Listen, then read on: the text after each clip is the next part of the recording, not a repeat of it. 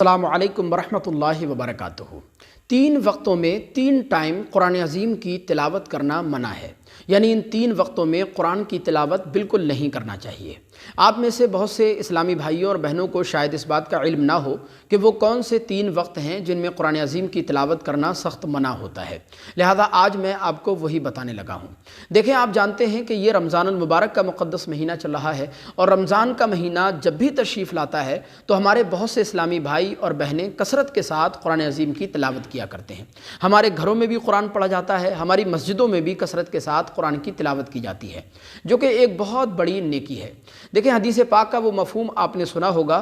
حضور نے ارشاد فرمایا، کل قیامت کے دن اللہ کی بارگاہ میں رمضان اور قرآن دونوں بندے کی شفاعت کریں گے۔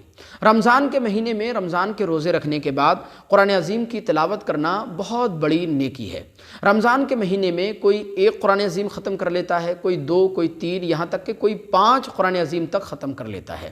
کمنٹ کر کے آپ کو مجھے بتانا ہے کہ ابھی تک آپ نے رمضان کے اس مہینے میں کتنے قرآن عظیم ختم کیے ہیں، یا آپ کا کون سا پارہ چل رہا ہے۔ دیکھیں، سوال یہ نہیں ہے کہ رمضان کے مہینے میں آپ نے کتنے قرآن عظیم ختم کیے، سوال یہ ہے کہ قرآن عظیم آپ نے صحیح پڑھا ہے یا غلط پڑھا ہے۔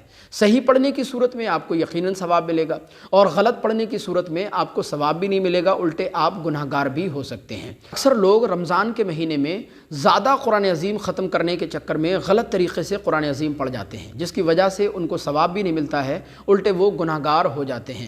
اکثر میں نے بہت سے بھائیوں کو اس طرح قرآن عظیم کی تلاوت کرتے ہوئے دیکھا ہے، اور بہت بار دیکھا ہے کہ ان کے سامنے مثلا قرآن عظیم اوپن ہے، اور ان کا منہ بھی نہیں کھل رہا ہوتا ہے، ان کی زبان بھی حرکت نہیں کرتی ہے، آواز بھی نہیں نکلتی ہے، صرف ان کی نظر گھومتی ہے اس طرح سے۔ تو دیکھیں، یہ قرآن عظیم پڑھنے کا صحیح طریقہ نہیں ہے۔ اگر اس طرح سے آپ قرآن عظیم پڑھیں گے تو یقیناً آپ کو ثواب نہیں ملے گا۔ یاد رکھیں، قرآن عظیم چومنا، قرآن عظیم چھونا، اس کو سینے سے لگانا اور اس کو آنکھوں سے لگانا یقیناً ثواب کا کام ہے، لیکن اگر آپ قرآن عظیم کی تلاوت کر رہے ہیں تو اس انداز سے اگر آپ تلاوت کریں گے تو آپ کو تلاوت کا ثواب نہیں ملے گا، بلکہ تلاوت جب بھی آپ قرآن عظیم کی کریں تو کم از کم اتنی آواز سے کریں کہ قرآن پڑھنے کی آواز آپ کے کانوں تک پہنچ سکے، آپ کے کان خود سن سکیں قرآن کی تلاوت کو، تبھی آپ کو قرآن کی تلاوت کا ثواب ملے گا، ورنہ آپ کو ثواب نہیں ملے گا۔ اب میں آپ کو وہ 3 وقت بتاتا ہوں جن 3 وقتوں میں قرآن عظیم کی تلاوت آپ کو بالکل نہیں کرنا چاہیے۔ تو دیکھیں، ایک ہے سورج طلوع ہوتے وقت، سورج نکلتے وقت، یعنی جب سورج نکل رہا ہو تو اس وقت قرآن عظیم کی تلاوت بالکل نہیں کرنا چاہیے، کیونکہ وہ وقت کفار و مشرکین کی عبادت کا وقت ہوتا ہے، وہ سورج کی پوجا وغیرہ کیا کرتے ہیں، لہذا ایسے وقت میں قرآن عظیم کی تلاوت آپ بالکل بھی نہ کریں۔ سورج نکل جائے تو سورج نکلنے کے تقریباً 20 منٹ کے بعد آپ قرآن عظیم کی تلاوت کریں۔